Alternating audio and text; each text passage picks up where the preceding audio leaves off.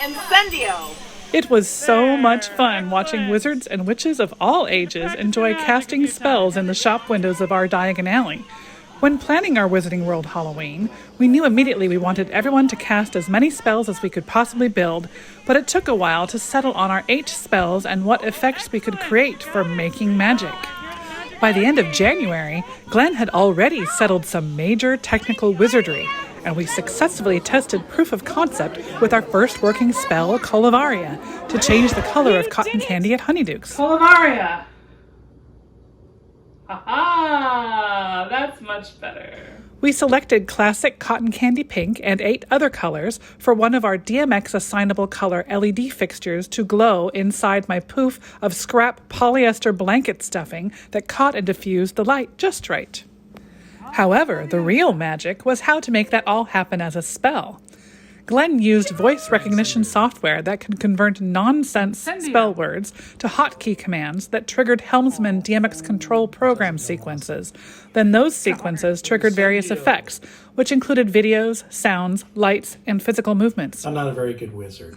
Since building our first animatronic in 2013, we've used Helmsman for various effects to sync physical movements with video and audio, including our sorting hat.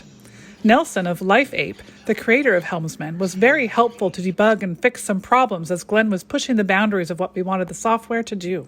All 8 spells use this same underlying setup, whether as involved as triggering 13 candles, 3 sets of coals, 3 cauldron colors, 2 smoke tubes from a reptile fogger, and 1 aquarium bubbler, all for Incendio, motor movements for the trunk and the feather, starting and stopping a robot vacuum and spooky toys, or as basic as 1 assignable color LED or 2 simple projections. Of course, to use voice recognition, we needed separate microphones connected to each spell program sequence. Our first tests were using microphones we already had, but we expected plenty of people all talking nearby around each spell, so Glenn found some cheap directional mics used for live phone filming that we mounted above each spell window. We pointed these mics down toward younger child height, hoping that stronger adult voices would still be heard. But sadly, adult male voices triggered the spells most reliably through the noisier crowds. It was easier for everyone to cast the spells when it was quieter, but it was difficult to keep the noise down when everyone was so excited by the magic. Now for the detailed setups for each of our spells. Locomotor made various spooky objects come to life at Borgin & Burke's. Glenn converted purchased toys and props like the bat skeleton, eyeball doorbell, vintage Charlie chimp, and spirit board from their original battery power to 12-volt DC power. Then the voice spell hotkey had Helmsman randomly trigger 1 prop to play its onboard sequence. One major drawback we had noticed with Universal's Windows spells was that not everything had an activation sound, which was tricky to tell if you triggered the spell. So we found magical sounds to use for all our other spells.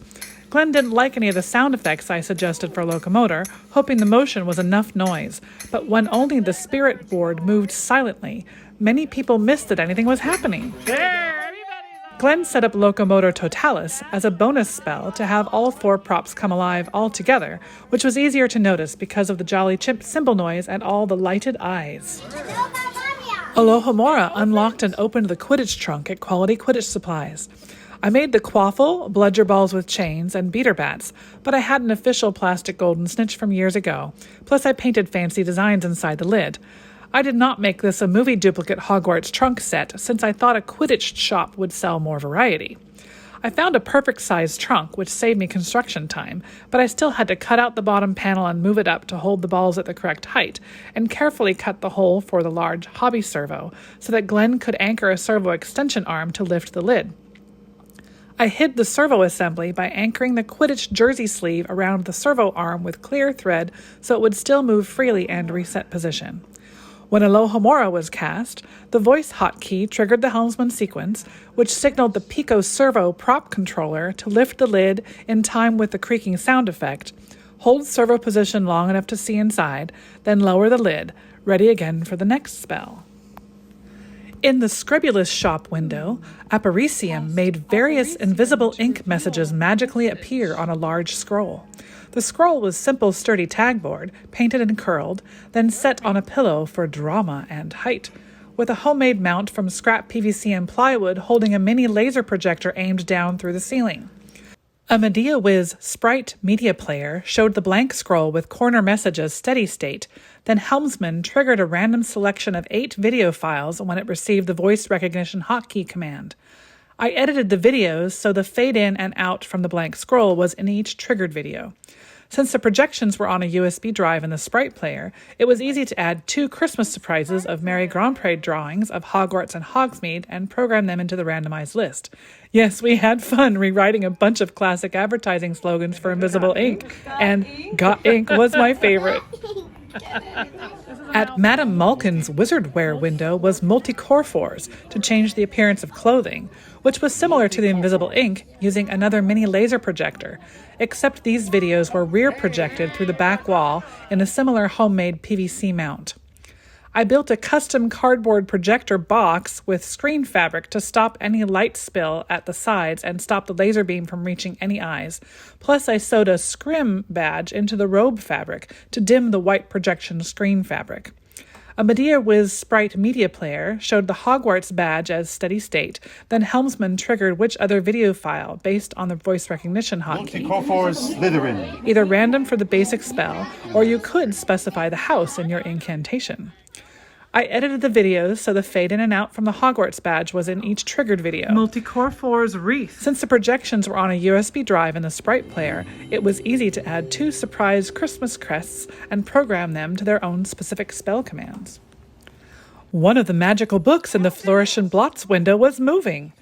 Casting a mobilist to stop movement was entertaining even if the spell didn't always freeze the motion, since the Monster Book of Monsters was so cute wandering around the cage that everyone wanted to pet him. You're so cute. We had a spare robot vacuum, whose random movements and ability to back up and change direction seemed perfect for our monster. I removed the outer housing and the vacuum suction parts, and it still worked even in a tight space. Glenn used a remote control relay that he soldered into the on-off switch of the existing vacuum, then unplugged the speaker to prevent the alert messages and bells. I found audio online of a wolf growling and sped it up so it wasn't quite as frightening and sounded like it was coming from a smaller animal. I had fun crafting the monster housing from an oversized fake book, an old fur vest, a fabric tongue, and Palmer clay to sculpt the teeth and gums with the eyelids and nose around glass cabochon and paper printed eyes. I made a cage for him with scrap wood and rabbit cage wire, with the window side wire opening cut so I could remove the monster each night to recharge the battery. He kept moving every night for 3 full hours, but sometimes he would go to sleep after vacuuming the same spot too many times, solved with an easy click of the extra remote control. He could sometimes get stuck on the cage, so Glenn developed a magical push stick to poke the monster, extra funny with a big growl at the same time. Probably our most popular spell, Wingardium Leviosa, was used to levitate a feather shed by owls roosting at Elop's Owl Emporium. This effect impressed the most people because it was very difficult to see the thread tied to the feather, even when you knew where to look. I can't see any strings. It's just hovering there. I didn't swish and flick, though. In our testing, we discovered that having the feather hanging from 2 points required a much longer motor shaft to keep the anchor points apart. Plus, this wiper motor, even moving slowly, rolled the thread too quickly. So I found a large ribbon spool that worked well enough and mounted a wood block inside so we could screw it onto the motor shaft. But we could still only levitate the feather about 12 inches before the thread wanted to tangle in the edge of the spool, usually breaking the invisible thread. Too tall. You can't get that far. That's when you tangle it. For our final setup, we mounted the wiper motor assembly above the window ceiling, and Glenn programmed a picovolt prop controller to park the motor to stop and start at exactly the same point each time, so the feather always landed on the ground.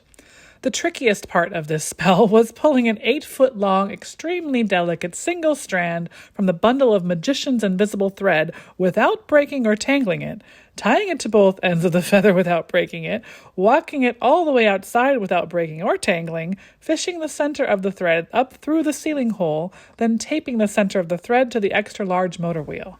During the summer, for our proof-of-concept trials, my many thread failures taught me how to use clear packing tape to anchor the bundle end, use more tape to anchor the strand along the way to keep track of where it was, keep tension to prevent it all from tangling on itself if you let go at all, and use even more tape to hold onto the ends to tie them to the feather. I guess all that was enough practice, since we got the final feather in place its first try. It worked perfectly in the window for 3 months, and I was even able to untape the feather still on its thread and get it safely back inside the house. At our apothecary shop, Incendio ignited flames of candles and coals all over the window for an impressive display, since this spell was the most complex coordination between 21 different effects. All the wiring and tubes fed through the wall, hidden by shelves and props, was epic for both setup and teardown, but each individual effect was simple on-off control timed to the sound effects, plus a manually programmed power step-down fade effect for the 3 cauldron colors. I made the 3 sets of coals from circles of expandable foam aimed for the sizes of my cauldrons, picking out bits of solidified foam from the underside for brighter glowing areas, arranging copper wire battery light strings in orange and red inside, stipple painting the outer surface black, then having my resident electrical engineer change the light strings from battery to 12-volt DC wired for controlling together. The 13 candles were flicker LEDs I harvested from the candles on our giant gravestones from 2019. Then, if your cheap LED battery candles poop out like ours did, yank out the old battery housing from inside each plastic candle and stick in your own flicker LED wired to terminal blocks for controlling together. The 3 cauldron lights were more battery light strings, also converted to 12-volt DC wired connections, either thread through the same cauldron side holes for the reptile fogger tubes, or over the edge with the aquarium bubbler tubes under the giant beetles in the bottom cauldron. The reptile fogger and aquarium bubbler sat behind the wall and just turned on and off according to the program. Overall, this worked great for almost 3 months, but I was very glad I didn't spray the foam directly over the coal lights, since after all the big storms soaking this setup, we had to replace the light strings to work for Christmas in Diagon Alley. Well, there you have all our spells. If you're thinking that this was a lot of work, you are correct. And now we have even greater respect for theme park engineers who can keep all their effects working for years at a time. But all of our work making magic was absolutely worth it when seeing how much everyone enjoyed casting spells in our own Diagon Alley.